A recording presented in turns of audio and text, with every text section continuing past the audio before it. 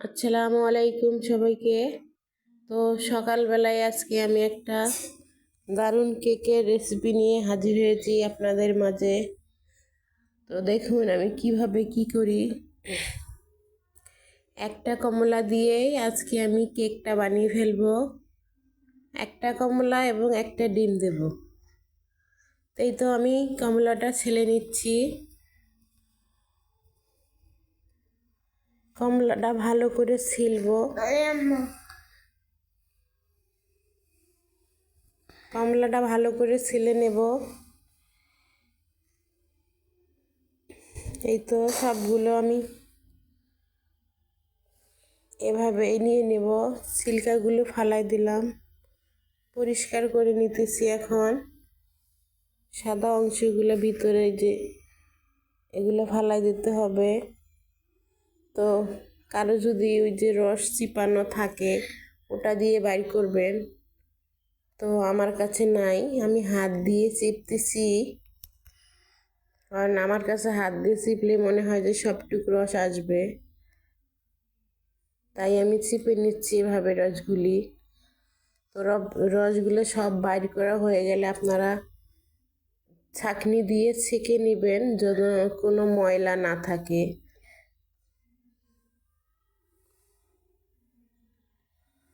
তো আমি সবগুলো চিপার পরে রসগুলো নেওয়ার পরে বিচিগুলি সবগুলি ফালিয়ে দেব। তো এই তো আমি ক্যামেরাটা আজকে অন্যরকমভাবে সেট করছি, তাই দুই হাত দিয়ে কাজ করতে পারতেছি, না হলে পারতাম না অবশ্যই। এই তো সবগুলো আমার চিপানো হয়ে গেল। এখন আমি বিচিগুলো ফালিয়ে দিচ্ছি, কারণ বিচিগুলো না ফালালে অবশ্যই দাঁতে পড়লে ভালো লাগবে না খেতে। আর বললাম তো আপনারা ছেঁকে নেবেন ছাঁকনি দিয়ে, আমি এইভাবেই ফালিলাম, বেশি ঝামেলা করলাম না, সাধারণভাবেই করার চেষ্টা করতেছি। আর আপনাদের যদি এভাবে ভালো লাগে বানাইতে অবশ্যই বানাবেন। তো আমি একটা ডিম একটা বাটিতে ফাটিয়ে রাখছিলাম আগেই, তো ওইটা আমি এখন কমলার রসের সঙ্গে দিয়ে দিলাম। কারণ আলাদা করে ডিমটা ভাঙলে দেখা যায় মাঝে মধ্যে ডিম পচা হতে পারে, তাই এখানে আমি ভাঙলাম না, আলাদা করেই ভেঙেছিলাম। তো আপনারাও ওভাবে ভাঙবেন।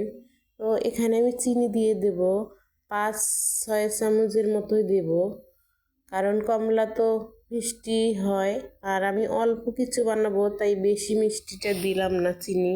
তো আমি 5 চামচ দিয়েছি। তো আপনাদের যদি মিষ্টি বেশি খেতে ভালো লাগে, পছন্দ করেন, তাহলে বেশি দিবেন। তা আমি বেশি দেইনি, আমি কম দিয়েছি। এই তো চিনিটা পুরোপুরি গলে যাবে ততক্ষণ আমি এভাবে মিক্স করব। তো চিনিটা গললে আমি এখানে অন্য উপকরণগুলো দিয়ে দেব। এই তো আমার চিনিটা গলে গেছে এখন। তো এখানে এখন আমি ময়দা দিয়ে দেব।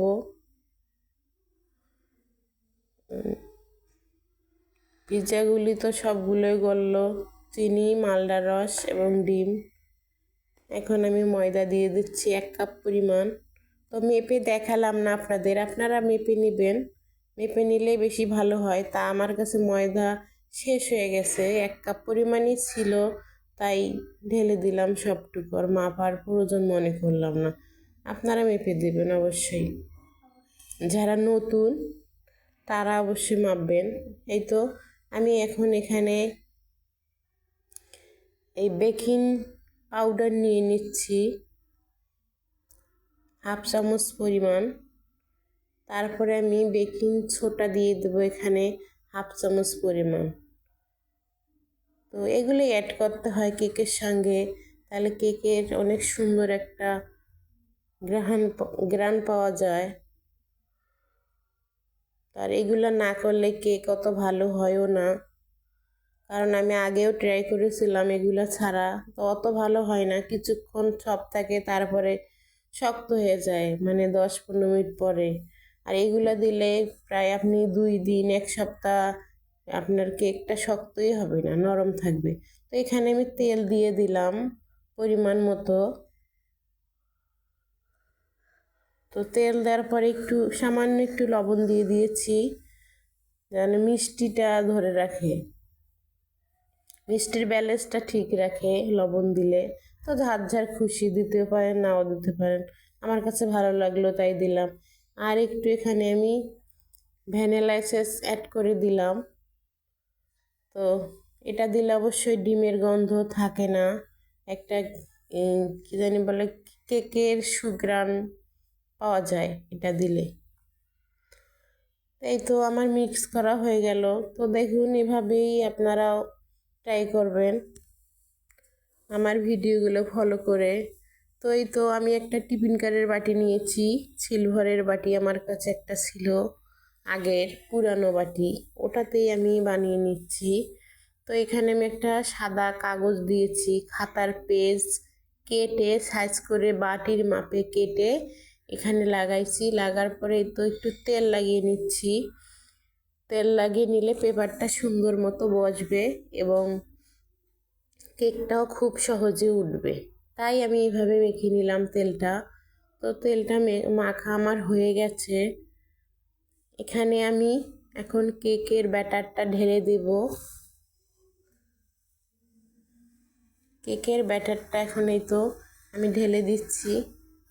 তো এইভাবে আপনারা ঢেলে দেবেন, সুন্দর মতো ঢেলে একদম বাটিটা 2-1 বার একটু ট্যাপ করে নেবেন, তাহলে অবশ্যই থাকবে না, বাবল হবে না।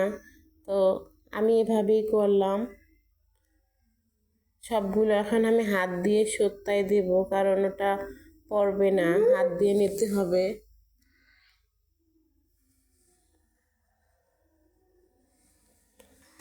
এই তো আমি হাত দিয়ে নিয়ে নিচ্ছি, কেউ মাইন্ড করবেন না,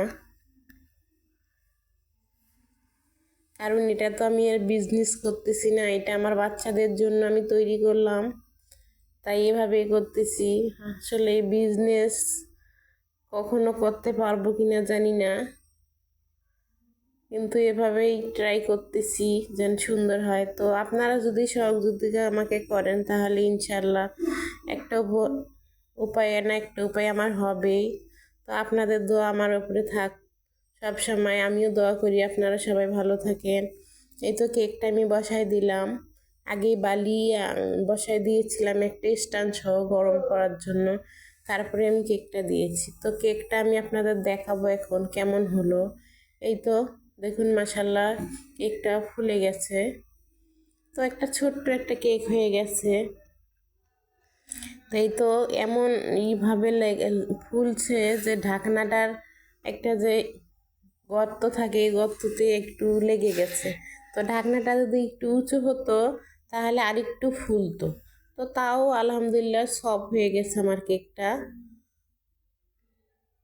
তো এই তো হয়ে গেছে, এখন আমি নামিয়ে ফেলবো, আপনাদের দেখাবো। আমি এখন টেবিলে নিয়ে যাচ্ছি।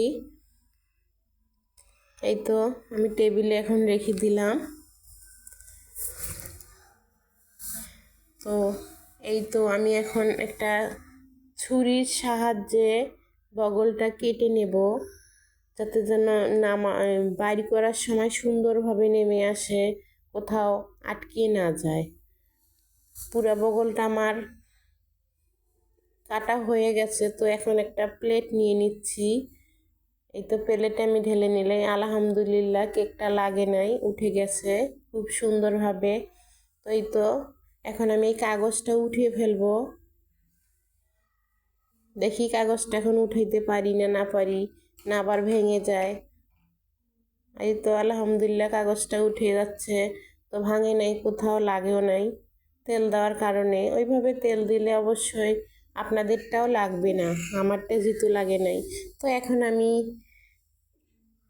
আপনাদেরকে কেটে দেখাবো কেমন হলো। কাগজটা পুরোপুরি উঠায় আমি কেটে দেখাবো আপনাদের। এই তো এই সাইডটা, তো ওই সাইডটা দেখছেন নাকি জানি না, খেয়াল করবেন, অনেক সুন্দর হয়েছে কিন্তু কালারটা।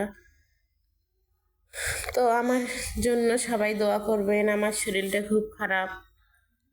আসলে শরীর বলতে আমার চোখের একটু সমস্যা হয়েছে। সবাই আমার জন্য দোয়া করবেন, সবাই ভালো থাকবেন।